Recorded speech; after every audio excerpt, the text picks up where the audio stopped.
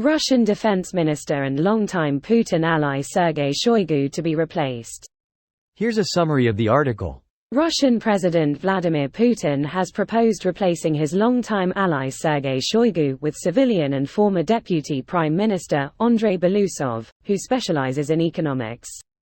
Ukraine war latest. Putin reshuffle points to serious instability. Mr. Putin's press secretary Dmitry Peskov said the president decided the Ministry of Defense should be headed by a civilian to be open to innovation and advanced ideas. The shuffle could also be seen as an attempt by Mr. Putin to scrutinize defense spending after a Shoigu ally, Deputy Defense Minister Timur Ivanov, was accused by state prosecutors of taking a bribe. Russia needs a defense minister who would undo that disastrous legacy and end the invasion, but all they'll get is another of Putin's puppets. Shoigu is a very close Putin ally and has been for years. As he continues to confirm his top team, Mr. Putin has also proposed Sergei Lavrov remain as foreign minister. This post received a score of 10,000, with an upvote ratio of 95%. Here are the top comments in response to this article. Lots of comments suggesting Sergei should avoid Windows etc. He was reassigned to being the head of the Russian National Security Council, which isn't a position you assign to somebody whose judgment you don't value or trust. Holy shit. In that case the headline should be about Patrushev being replaced, which is much bigger news. Wonder what's going on. His power rivals Putin's. Russia needs to secure their land. The successful retaliations by Ukraine is a national embarrassment. Additionally, some regions are starting to rebuild and need to be repressed. Finally, there's going to be more protests in Russia's extremities, where the central power is weaker. Imagine if Prigozhin suddenly returned. Prigozhin felt like that one character in Game of Thrones that appears in like the second or third season, becomes the super important new big bad, and then gets offed in the season finale, only to be completely forgotten the next year.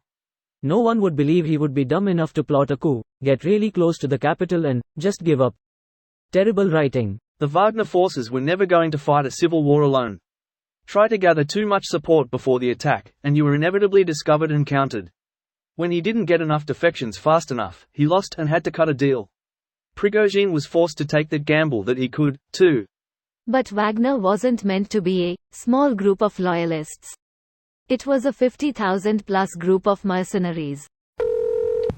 Something else to watch.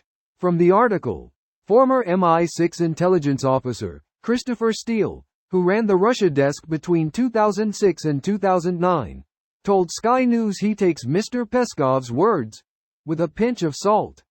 It was clear to most of us Russia watchers for some time that Patrushev, now former Secretary of the Security Council, was lining up his son, Dmitry, who's the current agriculture minister, to be Putin's successor as president, he said. That might actually make sense. Yup, continues the bald hairy lineage. Damn, it was better for Ukraine to have that incompetent moron in charge. There's a reason Prigozhin wanted him gone. What's the old saying? Western armies rotate troops, Russia rotates generals. Kinda difficult to rotate corpses back into the fight. To be fair, this method generally keeps you with relatively fresh troops. With no experience. They make up for the lack of experience with extra evil. Finally, we were getting sick of his face. He got a new job as head of the Security Council. You're still going to see his face, unfortunately. This video was automatically created by Reddit to speech.